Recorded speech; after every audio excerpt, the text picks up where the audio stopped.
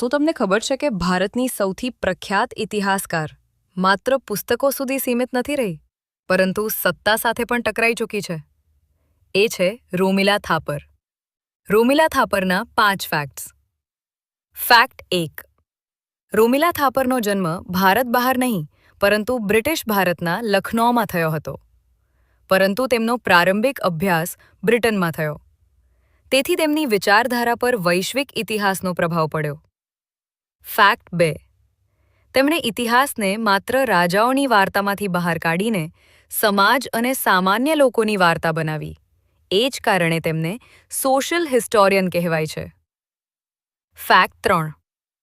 તેમને ભારત સરકાર દ્વારા પદ્મભૂષણ પુરસ્કાર આપવામાં આવ્યો હતો, પરંતુ બાદમાં તેમણે તે પરત કરી દીધો. આ પગલું તેમણે બૌદ્ધિક સ્વતંત્રતાના સમર્થનમાં લીધું હતું. ફેક્ટ 4. રોમિલા થાપરે અશોકને માત્ર એક રાજા તરીકે નહીં, પરંતુ એક વિચારધારા તરીકે રજૂ કર્યો. તેમના સંશોધન બાદ અશોકની છબી સમગ્ર વિશ્વમાં બદલાઈ ગઈ. ફેક્ટ 5.